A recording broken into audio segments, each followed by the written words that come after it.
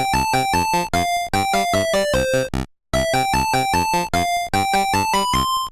everyone, welcome back to another episode of the Retro Gamers Podcast, episode number 265. Could be a special edition. Larry here. And Anthony here. And I think this is the first time in a while I kind of did I did an on-location situation.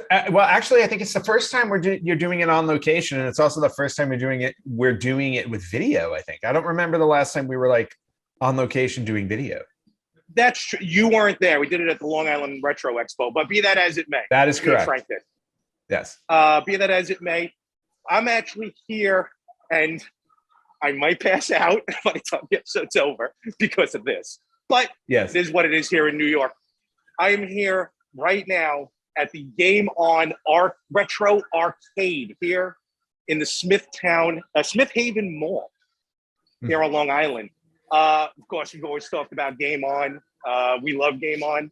And I just want to say the fact that they've opened this place is phenomenal. I'm just going to step out of frame for a second. I mean, look at this. It looks fantastic. It looks absolutely fantastic. We're going to go on a little bit of tour here in a minute. I'll bring you around, but this is definitely a labor of love for Tristan. He's going to be walking around. There ain't a chance in hell we're going to be able to get him on because he's busy, but I'll try and do something maybe a little later. But this is a blast. I mean, this is an awesome place, and we're gonna deep dive into it a little bit more in a little bit. Yeah, but yeah, and I'm really excited to see it. You know, these are the moments where I'm sad to be 3,000 miles away. So you know, I can't be there in person for something like this. You got places, you got things. You got to move. Okay, see, told you I'm gonna be on the way out. Where are we going? I got places and things. You want me to go there? All right, I get that. That's good pepper. No, I told you I don't want to get in your way. Anthony will edit this in post. Or I'll just leave it. See? You can leave it too. I don't care. You can leave it absolutely. Like I said, we're not going to be long. This is a short episode. But before we get into this part with the arcade, because now you can see behind me, I got some good games behind me right now. Yeah, it looks pretty lively. Yep. There is some industry news I don't think we can really go without mentioning right now as far as Microsoft trying to make a monopoly out of the entire thing. Yeah, so Microsoft, the biggest news out of this week in the gaming world, Microsoft has agreed or come into agreement with Activision to purchase them for the very inexpensive sum of $70 billion. Yeah, so Xbox sweeping in to save Activision because of all the hullabaloo and nonsense. And I don't mean that in a bad way.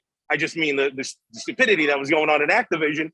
Yep. But now that Microsoft owns Activision, what do you think that is? Because those are some major IPs. Call of Duty, Diablo, just to name a couple. Yeah, and of course, as soon as this came out, everybody's like, oh, Microsoft is trying to squash Sony. And I love also how Nintendo is never really brought into the conversation because they just live on their own planet. Nintendo lives on their own planet. But the immediate thought is that, Activision's going to swoop in, Microsoft's going to swoop in, try and squash Sony with this. And again, it's all about, the console wars, so to speak, would be all about getting exclusives. Microsoft can definitely take advantage of that moving forward. Having said that, I believe Microsoft already came out and said that they would honor all existing agreements with other companies that Activision has. So for anybody out there who's worried, Call of Duty is going to be Xbox exclusive now, or Diablo and everything like that, it all depends on the company. Bro. My expensive headset. Keep talking. There's some congratulations going on over there. Yes, was Tristan. That was Tristan there. He's busy. He's running all over the place. No worries. But what I was saying with Activision, it all depends on what the Activision contracts are with Sony, Nintendo, and stuff like that. So as long as there are contracts in place, things won't change. But I'm pretty confident saying this is that when those contracts come up and expire, I don't think Microsoft is going to renew them. I think we're going to see eventually Microsoft exclusive for all Activision Blizzard titles, but it's not going to be immediate. The writing's on the wall, I think. Exactly. It's just, you're right. Basically, it's a warning to Sony. It's basically just, it's going to be a warning at this point where it's like, yeah, you'll have these now, but we won't renew the contracts whenever they're up. So it's going to give Sony some time to figure out what they would need to do to kind of, because let's face it, like, I think the biggest difference between Sony and Microsoft, or console wise, I think there's a lot more multiplayer on Xbox. I think that's their big thing. And Game Pass, everybody raves about Game Pass, how great Xbox Game Pass is. Sony now has responded to that. They're coming out with their own version of Game Pass, right? They recently announced that. So they've already been kind of making strides to try and compete with it. But now there's a hole that they're going to have to fill, and that's going to be with the multiplayer, massive multiplayer online. Because losing games like Call of Duty, that's a big deal. Call of Duty's huge. Oh yeah. You know, Diablo's huge. So like whenever those do go away, it's going to be a big hole. So they should have some time to fill it. Yeah. They're gonna have their work cut out for them right now. Absolutely. So, but like I said, we wanted to mention that right off the bat as far as big news. People starting to roll in here into the arcade, and what I want to do right now, like I said, it's probably going to be a shorter episode, but we'll see what we can do. If anything, we'll maybe piggyback some other stuff on a little later. I want to take a tour. I want to show you around this place. Yes. All right. Very, yes. Very excited to see the place. Yes. So, guess get ready for an edit here in a second. All right. Hey. Whoa. You're actually creating our transition right there. Actually, you're right. All right, let me just put this to the side though. Hold on. Here. Hopefully he won't mind that. And I'm going to flip you around. Please do. So this is it. Ladies and gentlemen, if you're in the Long Island area, if you're in the Lake Grove area, Smith Haven Mall, Game On Retro Arcade. All right. So I'm just we're gonna have to narrate this a little bit as well. Yeah, so that's all right. So, and it's not just the first thing is that it's not just a standard arcade. Like the first things I saw there were there's a station for Nintendo 64 and a station for Sega Genesis. That's what we're looking at here. And hopefully this will get on YouTube with all the 90s and 80s music playing right now. We'll see. But yeah, check out, look at this. I do not hear the music, so we should be fine. Good. Look at this 4-player station here. Look at this. Yeah, there's a 4-player N64 station.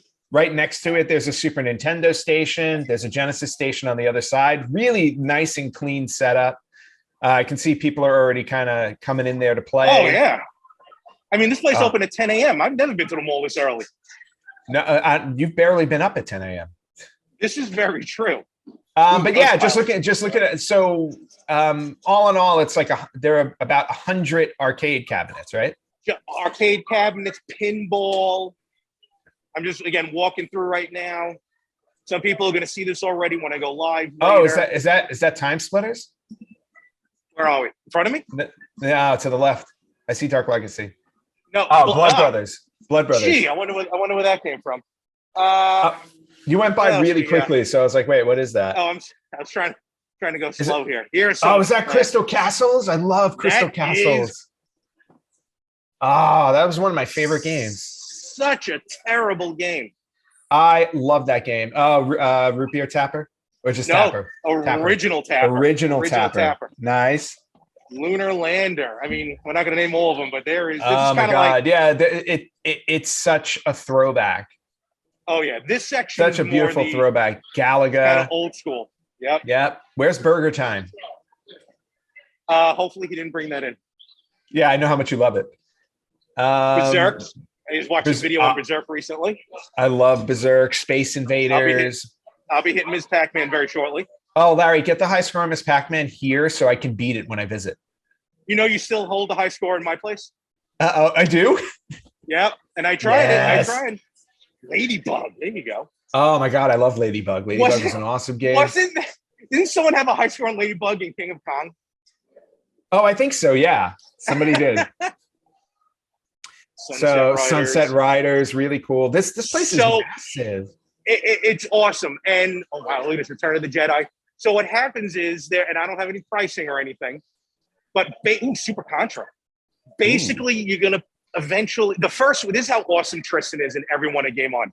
The first week this place is open, free. Awesome. Totally free. That's and awesome. then they'll go to like a pay by the hour or the day. Mm-hmm. Look at this thing. Oh, Ice Climber. No, but look at the cabinet. Wow. That's a pretty cool looking cabinet.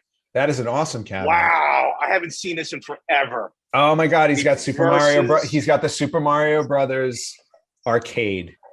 Versus Super Mario Brothers. We got Popeye. If I were there, that would have been the perfect first game for our contest.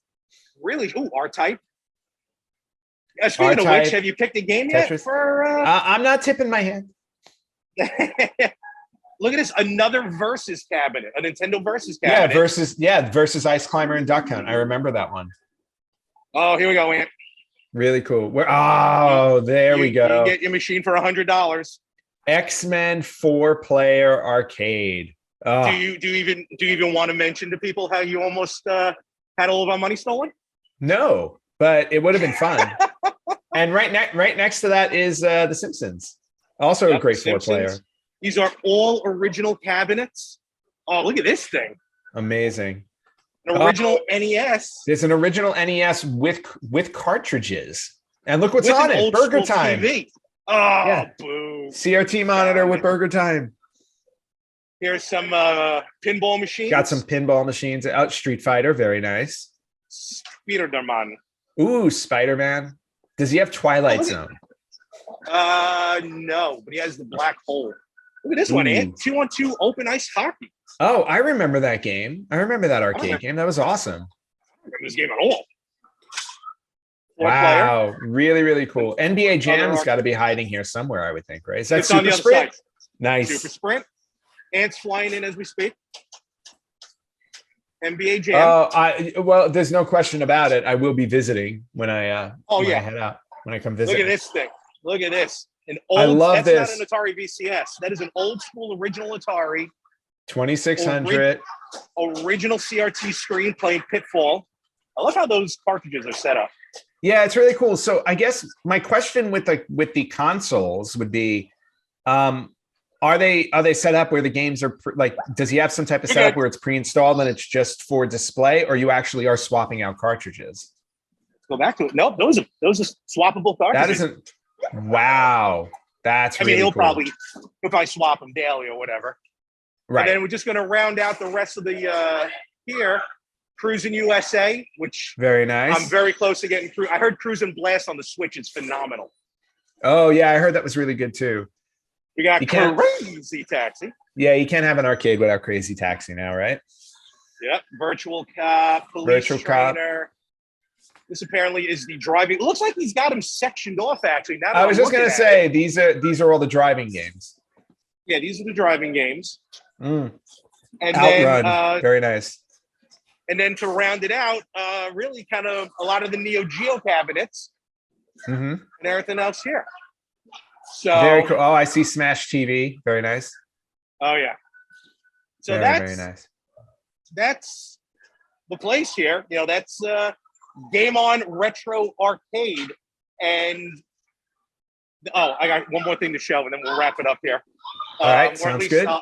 Maybe I'll take it outside if we have a couple of pieces of news to talk about. But look at this. I forgot to show this before. Let me flip it around again. Yep, flip me. This is going to be their high scoreboard. Oh, I can't wait to be up there. Oh, I see Popeye on the list. Oh, yeah. No, they got a lot of the big ones. Berserk, Dig Dug, Donkey Kong, Ms. Pac-Man. Very nice. Is there, I wonder if there's going to be some type of, if you get a high score, there's some type of special acknowledgement besides the board. Who knows? Don't know. I saw Donkey Kong 3 up there. Good old Stanley makes his presence known. Poor Stanley. I'm just going to head outside real quick to the outside, and then we'll start to wrap this up. Yep. Let me just go out here. But yeah, this is phenomenal. Let me just go out here for a second. All right. Whew. Into the food court. A lot quieter too. Ooh, breakfast time. Yes, I'm starving. I haven't had breakfast either. So that's it. Wow. That is, here, I'll show you. Oops, sorry. Check out the front of it. There Yes, please. Very nice. Game on. Look at that neon sign. Beautiful. Gorgeous. Beautiful. And yeah. So if you're on Long Island and you're in the Smith Haven area, Smith Haven Mall area, come on down. Yeah, and it's interesting. It's interesting to see how things are starting. Or it's a nice injection of nostalgia and a feeling of things kind of coming full circle on how we originally had.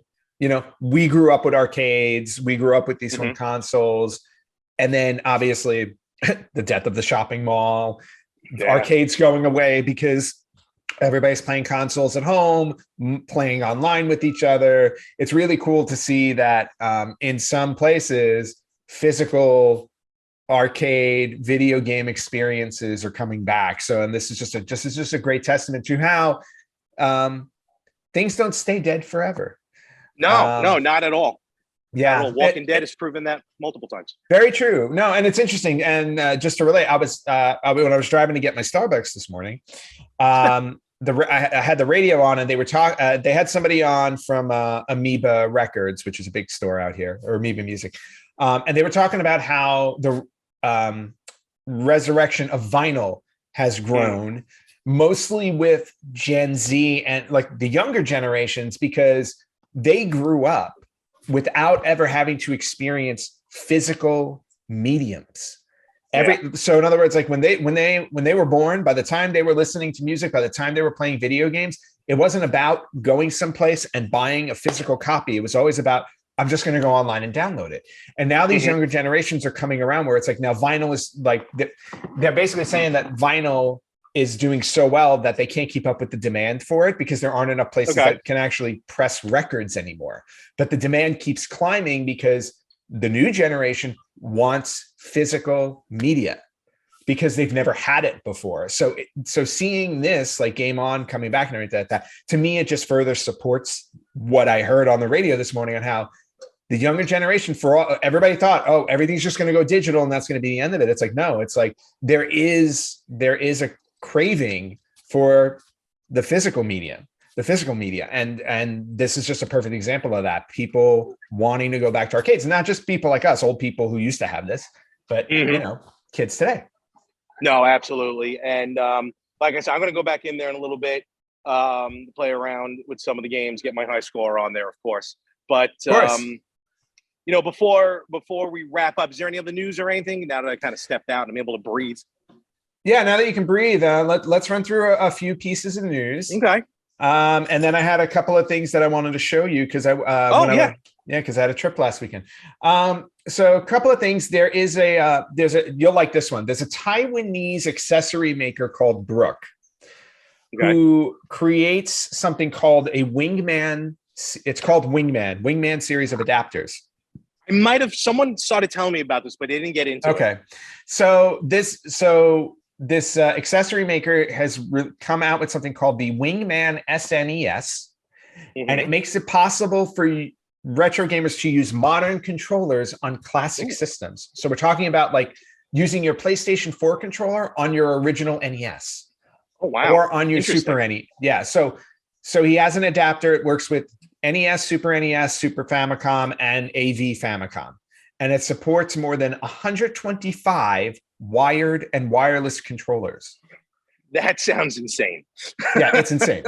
Yeah, so imagine just having your one PS4 controller controlling all of your console, like your NES, your Super Nintendo. Yeah, exactly. So that seems like something that would be up your alley to look into. I think so. Funny. I'm going to comment on that in a second, but go ahead. They went on sale January 21st, so they are available right now. Only 2,000 units being produced. Oh wow! So, okay, very interesting. Just very, very interesting. It's funny because I mentioned it last week when I know we got a lot of things going on here, but thank you, Anthony Chu, for sitting in last week. Yes, thank you, Anthony, very much. Obviously, I was unavailable. I was traveling and running again. Yes, you were. You never learned your lesson. No, but I didn't run that far. Okay, that's good. I was telling Anthony how I basically once again, and I think finalized my entertainment center, and I basically got rid of all my wireless controllers because they just weren't working properly. So now I just went full wired. So they're all in the Everything's trash? hooked up wired. No, not yet. Not yet. But soon. But for now, well, let me tell you something. So. When you decide to throw them in the trash, do me a favor, just pack them up in a box and send them to me. We'll see. All right. Very cool. So a few other things. I think we may have touched on this earlier or a couple of weeks ago or a few weeks ago, whatever, when it was first announced, but Konami has decided to get into the NFT game. I saw. Okay. Yep. And what they've done is they decided to do NFTs of Castlevania picture art.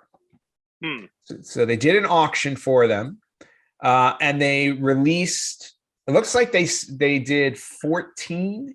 They sold off 14 unique artworks consisting of different game scenes, backgrounds, and all this stuff. All in all, they raised $162,000 for 14. So that averaging about $12,000 per NFT. And the one that went the highest was the map of the original Castlevania. 26. You know what's funny? $26,000. Did you happen to catch the new South Park post-COVID special? I haven't yet. I'm all caught up except for that one. Okay. The newest one. It's the newest one, and it's hysterical because they destroy NFTs on the episode. Good. But in any event, I mean, what's funny is I caught that article separately, but then they showed a picture of the NFTs that were sold, and then I'm like, well, then what's the purpose of the NFT? Well, that's the whole thing about NFTs that are weird, because there's some type of coding in the original NFT that makes it valuable. Again, it's one of those things where it's like I'll never understand. Yeah, it's like owning that versus owning a JPEG of it. It's two different things. Gotcha. Yeah, okay. And again, it's that whole thing with the basketball like NFT craze where it's like you own the original clip of like a slam dunk, and even though you can watch it on YouTube anytime you want, the one you own is the valuable one. It's weird. I'm with you. I understand it a little bit, but I don't understand why this is something worth investing in. That's where I'm at. And I even did and I even did a test of it on there's an app called Rally. Yeah. So, no, I'm sorry. That's something different. I'm sorry. That's investing in, that's Rally is investing in shares of a game or something. Never mind. Which I did do for a couple of things just for fun. Okay. No, they were like, I threw like $20 in there and I'm like, let me just buy a couple of shares of stuff. So just to see how it works. Anyway, so that was that. I think I own a share of a moon rock or something. I don't know. Some weird thing. Awesome. That's phenomenal. I was just like, yeah, I'll take a share of a moon rock. Sure. Why not? Another piece of news. So somebody decided, and I don't know why, but hey, they gave it a shot. Somebody decided to take the original Tomb Raider game and create it for the Game Boy Advance. Ooh. It's currently in alpha phase. It's called Open Lara, which the name itself is a bit phrasing. Yeah, phrasing. Hello, we do remember the Lara code everybody wanted, right? Yes, absolutely. It is a fully 3D articulated model of the game, and when you see the gameplay of it, it looks like you're playing it on the PlayStation. Really? It's running on the Game Boy Advance. Yeah, I mean, obviously the screen is small and everything like that, but just watching it run, it's like it literally is the actual. It looks like the 3D Tomb Raider game running on a Game Boy Advance, which is amazing to me because I'm like, if you can figure out how to do that, that's awesome. Because if you remember the flat 2D Tomb Raider games, I think I have one. I think you do. I might have one. Those are just those are just brutal. But just seeing this, I was like, wow, it was really interesting. So anybody who's interested in seeing that run, you can check that out online. A couple other things. Yeah. Company called RetroArch. I don't know if you've heard of RetroArch. No. They are a big retro gaming emulation Okay. group. They are in the process of creating a hardware solution that will allow you to run N64 cartridges on your PC. Ooh, that's big time. It's called the RetroArch Open Hardware Project right now. They want to include other systems too. They're kind of equating themselves to the Polymega, where you just use your PC to run it.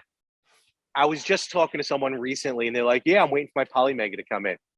I can't remember where I was, but the guy was so excited. I'm like, was it by any chance a mirror? No. Where was I? Forgot where I was, and the guy's like, "Yeah, I got a Polymega come in." I'm like, "Well, I know the exact place you can go to hear all stories about the Polymega." Well, and someone's firsthand experience. Yes, exactly. And you know what? Since you brought up the Polymega, a friend of mine also has one. He's been able to download all of his games without issues. No issues. No issues. He said one or two give him a hiccup, but he said for the most part, he's got everything down. So I think it may come down to like your discs need to be like in fantastic condition. Do you have like a count as to how many didn't load? No, I don't have a count, but I do know that the ones that didn't load, there were issues on when I look at the disc, enough. I'm like, okay, because they're old. The wear and tear on them when I was younger. I mean, it happens. Yeah, of course. But yeah, so I'm actually going to go visit him to kind of figure out like what I can do to get those to copy over, because he's managed to do it with all of his stuff. Okay. So anyway, but RetroArch is trying to come out with something. So something to kind of rival the Polymega. So it might be something you would be interested in as well. Yeah. And if you think about it, it's already, if it just runs off your PC, you don't necessarily have another another console sitting around. Agreed. Well, they always say the N64 is like the hardest one to emulate right now. So the fact that Polymega is putting out a module for the N64, this is now happening to the N64. I guess that's next. The N64 is the next system to get its love. Exactly. So yeah, I think that place is filling up. Well, it's awesome. I mean, free gaming, and you know what? He has, he has such Tristan and Game On. They have such a great following for customers and everything like that. So it's just fantastic, and I wish him nothing but success. Of course, we all do. That is it for regular news that I pulled up. All right. No retro anniversaries to speak of. Fair enough. There was one I found in Japan that just made me laugh. It's adult oriented, so I don't want to bring it up. Send it to me later. But it's the 20th anniversary of that game. Excellent. Good for them. Yes. So while I was in Las Vegas last weekend, so I was in Las Vegas. I ran a 10K. I go to Vegas every MLK weekend. Which, Larry, you should join me one time. You should come out. I'm not running. What are you, insane? No, you don't have to run. You could just show up. Okay. Yeah. Plus, there are 30. I'll watch you from the tables. They have 30 other events that you can take part of. Oh, okay. So there you go. Like there are 30. Like you can play dodgeball. Oh, that's awesome. Yeah, taking people right in the face. Exactly. So plenty of stuff you can do. But anyway, so I was in Vegas last weekend. You normally, and for the first time in a couple of years, because of things that have been going on. And normally I do two things when I go to Vegas. I go to the Pinball Hall of Fame. And I go to the retro store that I found there, A Gamer's Paradise. I didn't make it to the Pinball Hall of Fame, although I did see their new location. They are literally right off the strip. Like that's good. There's the Mandalay Bay Hotel, and then you drive like maybe a minute or two down the road, and it's right there. Big giant sign that says Pinball on it now. It looks really cool. I'm sorry I did not get over there, but I was distracted with Vegas. And so, but I did make it over to Gamers Paradise at one point, which is awesome. Okay. And as always, I always try to pick up stuff. And as always, when I go to a retro gaming store, I never have a plan. Never. It does. Normally, no, but like usually I go with an idea of like, I want to look for these specific games, right? Did not happen. So I just wandered around the store for like half an hour trying to find stuff. So I picked up 3 things. Nothing super rare or anything like that. It was just things where it's like, oh, you know what? I want to add these to my collection. Also, I may or may not have searched online for like best games of systems Gotcha. that maybe I didn't play. Gotcha. So first one I picked up was X2 Wolverine's Revenge for the Xbox. Okay, that was a good game.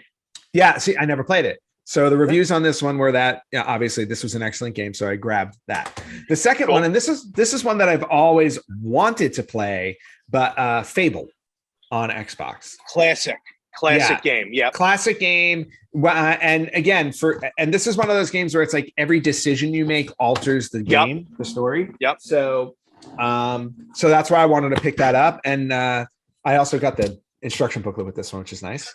Oh, that's good. That's good. Good. And as usual, I tucked my receipt in the box. Still finding receipts all these years later. Oh, you got to find your oldest receipt. Oh, that would be cool.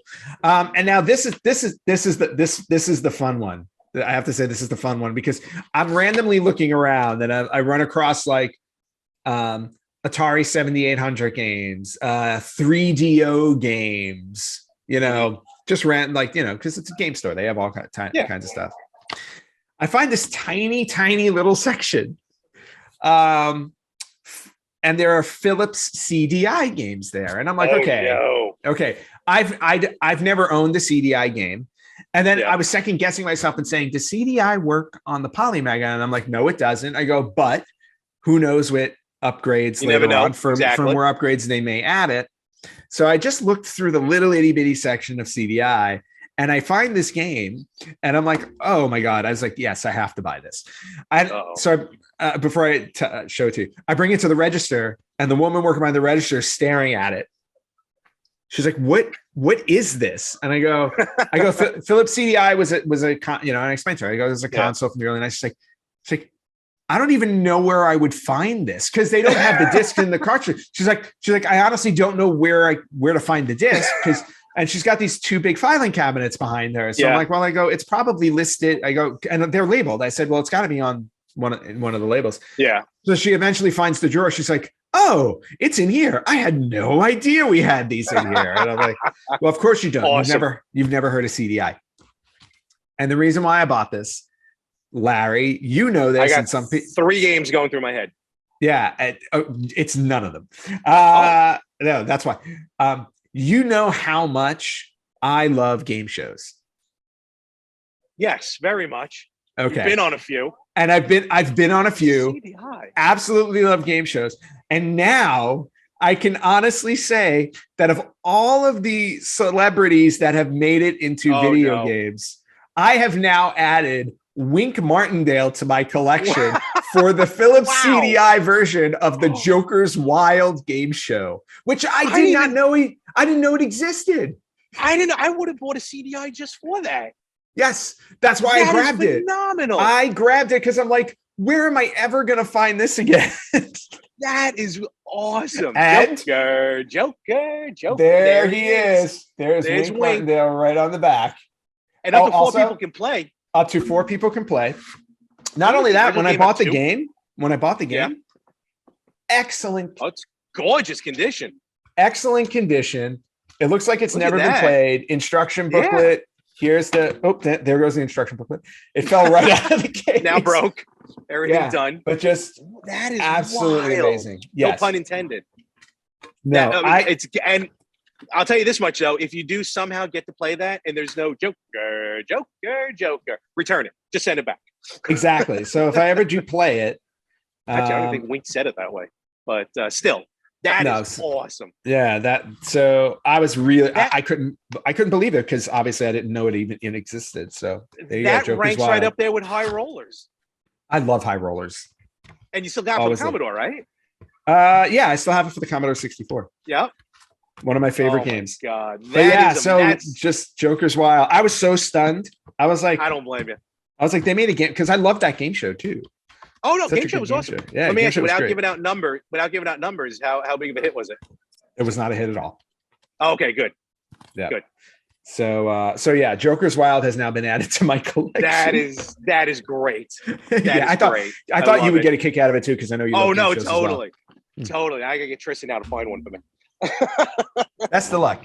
So, but that was my small haul from Gamers Paradise. No, worth it. Absolutely worth it. Yeah. That is awesome. And I think with that, we'll get ready to wrap it up here. I can't get over Joker as well. All right, Ant, real quick, where can they find us? Because I did not do it justice last week. No worries. You guys can find us on Facebook.com/Retro Gamers Podcast. You can find us on Instagram at Retro Gamers Podcast, on Twitter at RetroGamers.pod. You can watch us on YouTube or listen to us wherever you listen to podcasts, including Anchor FM, which is our new home. And you can email us at email@theretrogamers.com. Yes, and thank you very much for putting up with me for being here this week. Larry, thank you very much for showing me Game On. I'm very excited to visit it when I'm in New York. No, this is a must hit. It's only like a half, maybe 40 minutes from me without traffic, so well worth it. That's not bad at all. So we'll do, maybe when I come in, we'll do an episode from there too. Ooh, I like that. We'll talk about that. And yes, we will. From the Smith Haven Mall here in Lake Grove, New York, from Game On Retro Arcade, signing out. Ant, have a good week. You have a good week as well. Thank you very much. I'm going to go in, going to get some high scores. Yes, you do. And then I'm going to beat them later. And I'm going to do some live streams, which by the time this drops, doesn't matter anymore. Yep. And we'll catch you everywhere next week on the Retro Gamers Podcast.